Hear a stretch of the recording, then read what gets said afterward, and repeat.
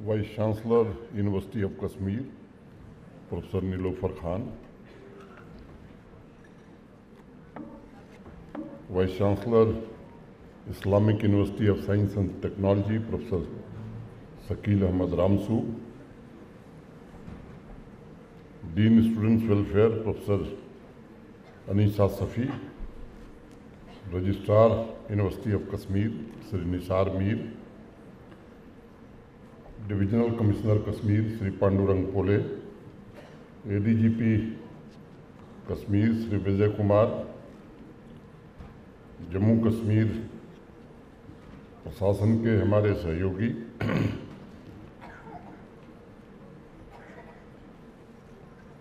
Vice chancellors of other universities, deans of the faculty members, principals, students, देवियों, सज्जनों और मित्रों, युवा टैलेंट के सबसे बड़े सेलिब्रेशन सुंजल 2022 की मैं आप सभी को बहुत बहुत बधाई देता हूँ।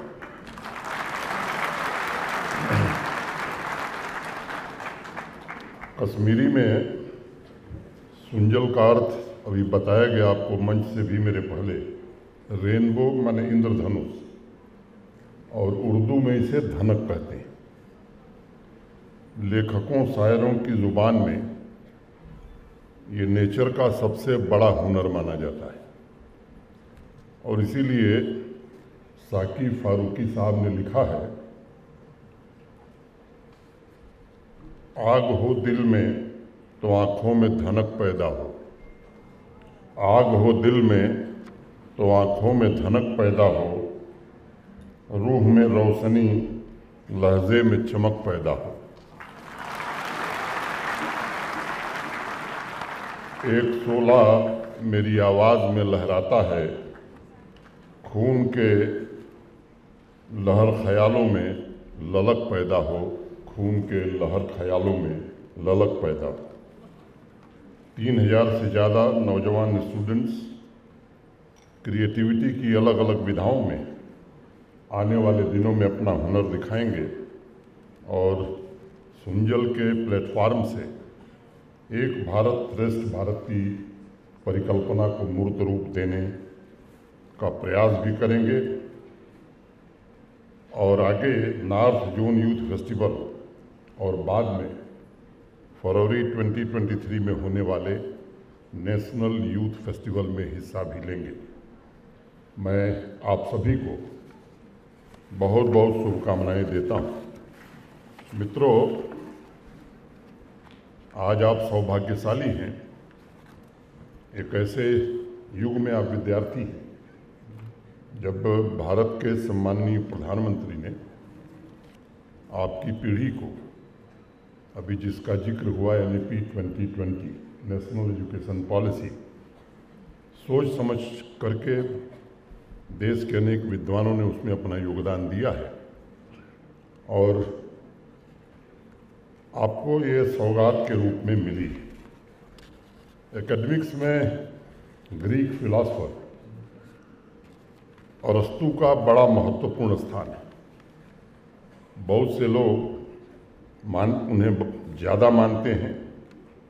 एक उनका स्टेटमेंट है जहाँ वो कहते हैं कि आइदर दिस और दैट, चूज।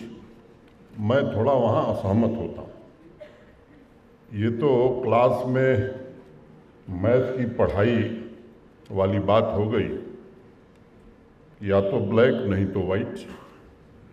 आइदर दिस और दैट का मतलब है इंसान के मन से प्रिज्म हटा दिया गया है, जिससे गुजर कर वह जीवन के एक्सपीरियंस, नॉलेज, विजडम द्वारा रेनबो बनने की संभावना रखता है। साइंस के स्टूडेंट जानते हैं कि जैसे ही सूरज की रोशनी किसी प्रिज्म को पार करती है, वो 7 रंगों में टूट जाती है, और सुंजल यानी रेनबो पैदा होता है। इसी तरह आप देखें तो आसमान में हमें जो इंद्रधनुष दिखाई पड़ता है वो इसलिए है कि हवा में अटकी हुई पानी की बूंदें प्रिज्म का काम करती हैं। सूरज की रोशनी जैसे ही पानी की बूंदों से गुजरती है वह 7 रंगों में टूट जाती है। साइंस के अनुसार बिना प्रिज्म के सूरज की रोशनी रंगहीन है। उस रोशनी को रेनबो बनने के लिए प्रिज्म से गुजरना ही होगा। इसी तरह क्लासरूम और हमारे एकेडमिक सिलेबस सूरज की किरण है, लेकिन हमारे जो नौजवान स्टूडेंट्स के लिए सुंजल जैसा प्लेटफॉर्म, ये क्रिएटिविटी की विभिन्न विधाओं में हुनर का प्रदर्शन ही प्रिज्म का काम करता है, जिससे गुजरकर वो अपने कैरियर के आसमान में रेनबो की तरह खिल सकेंगे। नौजवान साथियों, इंसान प्राकृतिक स्वरूप में, नेचुरल रूप में एक रेनबो की तरह ही होता है, जिसमें 7 रंग मिले होते हैं। उसकी पर्सनालिटी मल्टी फैसेटेड और मल्टी डायमेंशनल होती है। जिस तरह सुंजल के 7 रंग होते हैं, उसी तरह इंसान के अंदर भी 7 चक्र होते हैं जो उसके व्यक्तित्व को निखारते हैं। क्लासरूम की पढ़ाई के साथ साथ उसके व्यक्तित्व को नर्चर करने के लिए आवश्यक है कि उसे सिलेबस के अलावा भी एक मुक्त आसमान दिया जाए, जहां वो अपने छिपे हुए टैलेंट को तराश सके। लंबे समय तक हमारे यहाँ एक धारणा बनी हुई थी कि यूनिवर्सिटी में जो टॉप करेगा वो पढ़ाई में सबसे अच्छा होगा, और अगर कोई स्टूडेंट स्पोर्ट्स में या सिंगिंग में या एक्टिंग में बहुत ज़्यादा अच्छा कर रहा है तो वो पढ़ाई में अच्छा होगा, ऐसी मान्यता कम लोग रखते थे। मुझे लगता है ये सबसे बड़ा मिथ है, और अगर मैं मानता हूँ कि कोई विद्यार्थी, स्टूडेंट क्लास से अलग हटकर किसी क्रिएटिविटी फील्ड में कुछ कर रहा है, तो मैं मानता हूँ कि वो अच्छा स्टूडेंट भी होगा और एकेडमिक्स में उसकी परफॉर्मेंस और बेहतर होगी। और यही बात मुझे लगता है कि नेशनल एजुकेशन पॉलिसी भी कहती है। और अब वक्त आ गया है यूनिवर्सिटी की चहारदीवारी और खिड़कियों को खोल दिया जाए, यहाँ की हवाएं बाहर जाएं, बाहर की हवाएं विश्वविद्यालयों में आवें। आइदर दिस और दैट की जगह अब विद्यार्थियों को इंडिविजुअल फ्रीडम दी जाए, ताकि केवल नॉलेज नहीं बल्कि विजडम भी वो एक्सपीरियंस कर सकें। आज एजुकेशन सिस्टम में हमारा पूरा फोकस, मैं समझता हूँ, 6 C's और 2 R's पर होना चाहिए। अगर मैं उन्हें आपके बीच रखूं तो choice, collaboration, curiosity, communication, critical thinking and creativity. और अगर 2 R के बारे में मैं कहूँ तो रिसर्च एंड रिलेशनशिप। अगर हम 6 C और 2 R को कॉलेज, यूनिवर्सिटी एवं क्लासरूम का अभिन्न हिस्सा बनाते हैं, तो विद्यार्थी या स्टूडेंट के अंदर जो रियल पोटेंशियल है, जो पॉसिबिलिटी है, उसे कुछ होने का, कुछ बनने का रास्ता मिल सकता है। आर्टिस्टिक एक्टिविटीज़ हों, स्पोर्ट्स हों, ये ऐसे माध्यम हैं जिससे विद्यार्थियों में एक टीम वर्क, लीडरशिप क्वालिटी और जो चैलेंजेज हैं, जो चुनौतियां हैं, उनके प्रैक्टिकल समाधान, problem solving attitude, new skills, relationship, social values ये प्रमोट करती हैं, और मुझे लगता है कि उन्हें फ्यूचर ओरिएंटेड भी बनाती हैं। आज के परिप्रेक्ष्य में मैं समझता हूँ कि सिलेबस एक ऐसा नियम है जिसे हमें भविष्य की चुनौतियों का सामना करने के लिए हर समय बदलना ही होगा। मुझे स्मरण है, एक प्रसिद्ध लेखक थे बर्नार्ड शॉ, आप में से अनेक लोगों ने उनका नाम सुना होगा। किसी ने उनसे पूछा, is there any golden rule in life? जानते हैं बर्नार्ड शॉ का जवाब क्या था? Yes, there is one golden rule, that there are no golden rules.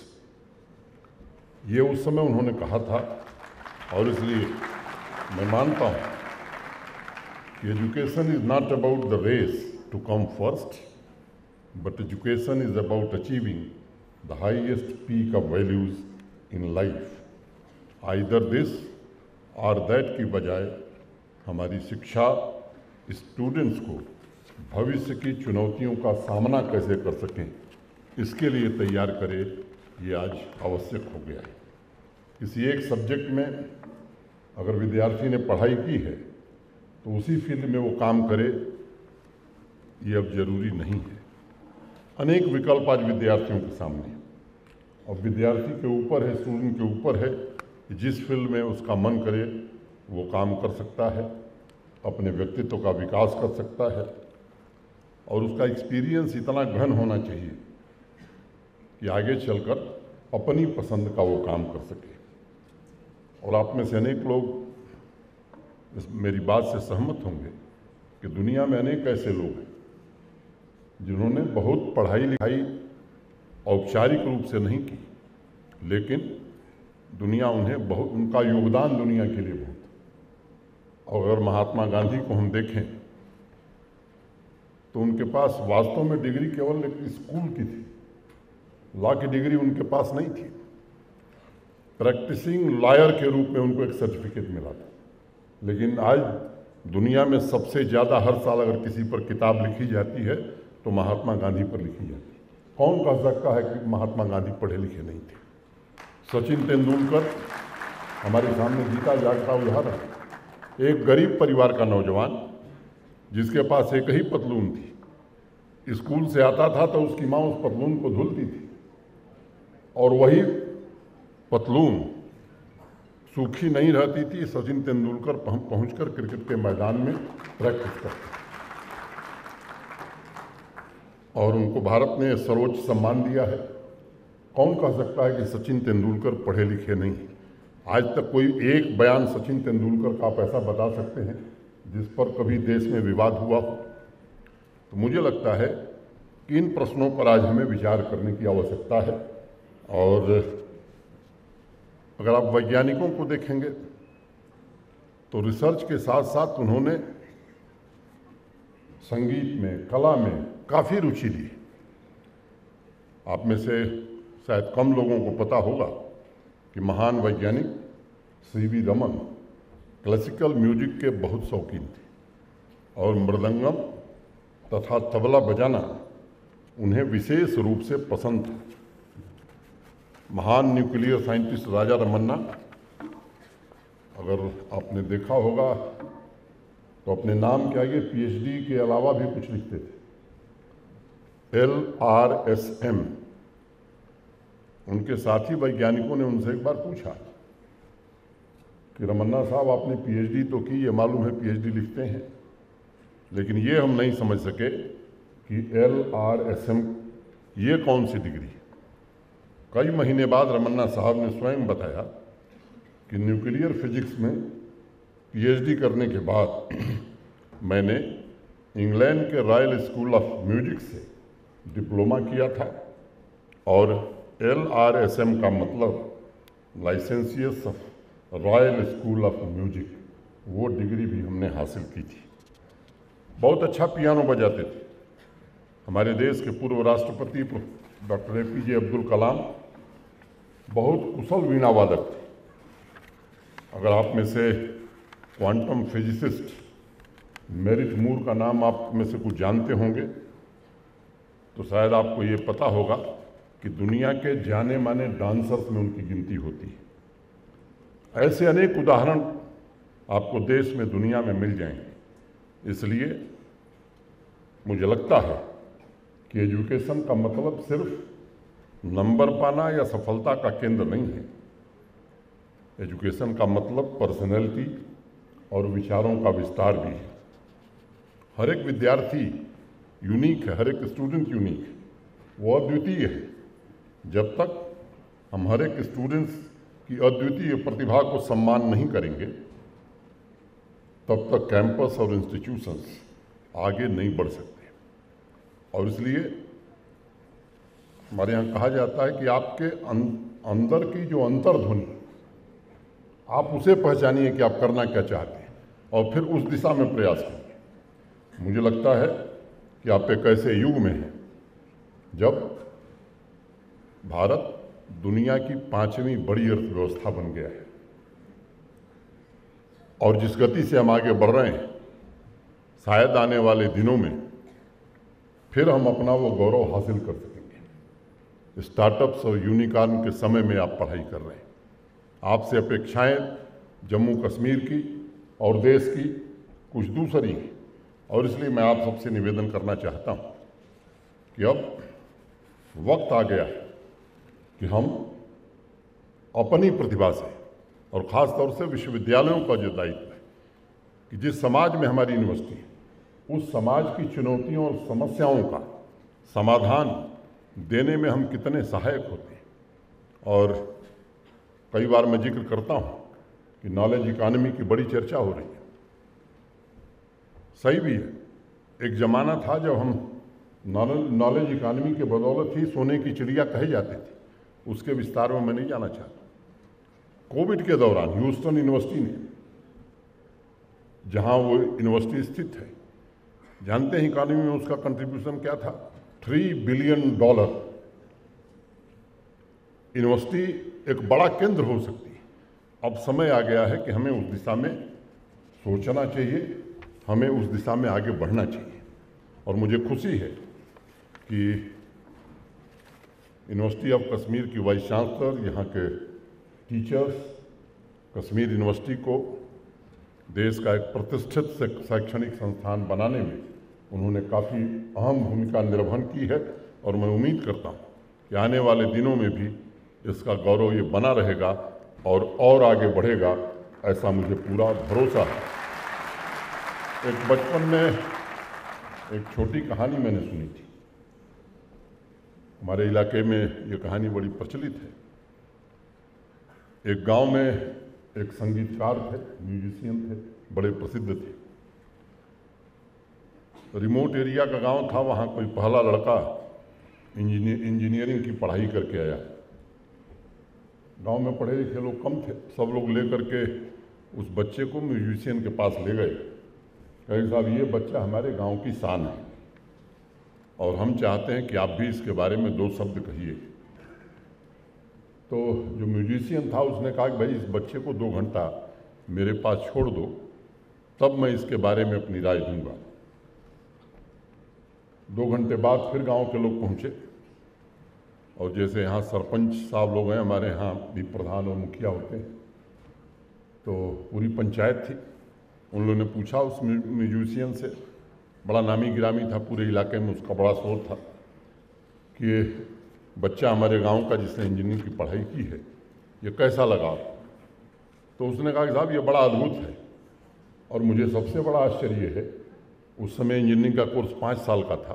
5 साल पढ़ाई करने के बाद भी इसके अंदर की जो संगीत की प्रतिभा थी वो अभी बरकरार है, और इसलिए ये लड़का तारीफ के काबिल है। और इसलिए मैं कहता हूँ कि केवल physics, chemistry, biochemistry, social science, history या अनेक सब्जेक्ट का ज्ञान ही आज जरूरी नहीं है। और भी गुण हैं, और भी प्रतिभाएं हैं जिसे निखरने का मौका विश्वविद्यालयों और कॉलेजेस में विद्यार्थियों को मिलना चाहिए। फ्यूचर ओरिएंटेड, वैल्यू बेस्ड तथा एस्पिरेशनल एजुकेशन सिस्टम ही अच्छे व्यक्तित्व का निर्माण कर सकता है और स्टूडेंट्स की गरिमा को बढ़ा सकता है और स्टूडेंट्स को रेनबो की तरह निखार सकता है। सही मायने में एजुकेशन तभी पूरा होता है जब यूनिवर्सिटी का कैंपस स्टूडेंट्स में आर्टिफिशियल इंटेलिजेंस के स्किल के साथ साथ कॉम्पैशन भी डेवलप कर सके।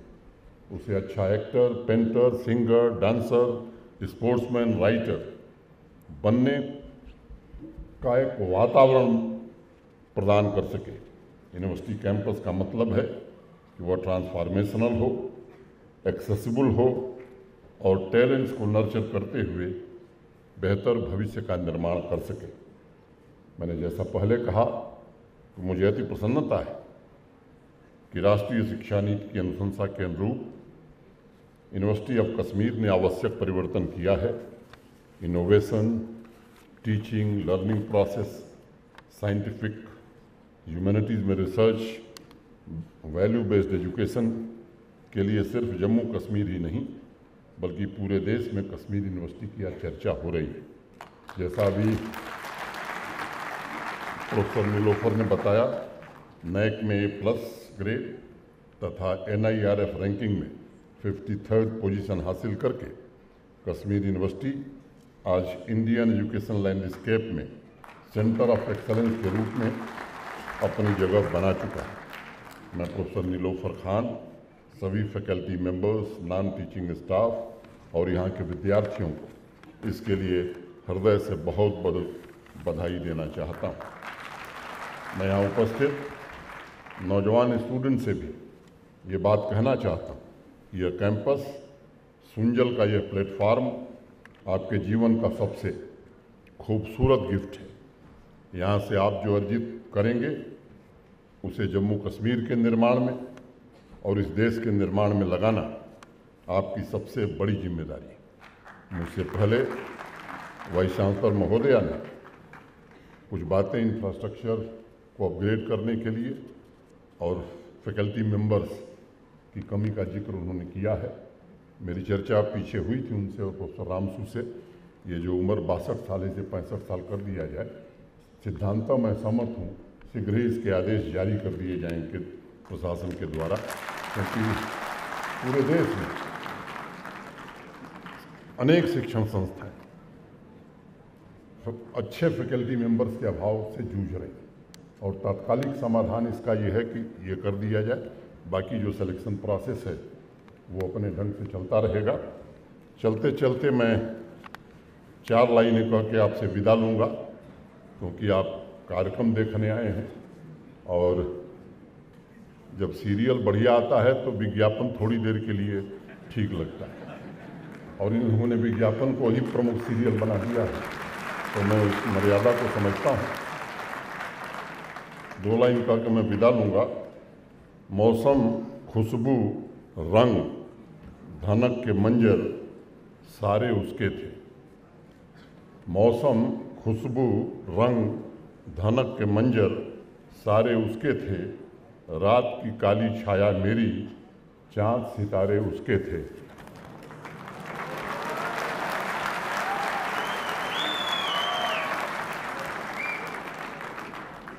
बीच समुंदर बख्त हमारा, बीच समुंदर बख्त हमारा, साहिल तकिए आता कब, मौज हवा के नाम था उसका, दूर किनारे उसके थे। मौज हवा में नाम था उसका, दूर किनारे उसके थे। मैं आप सभी को एक बार पुनः उज्ज्वल भविष्य की शुभकामनाएं देता हूं। जय हिंद, जय भारत।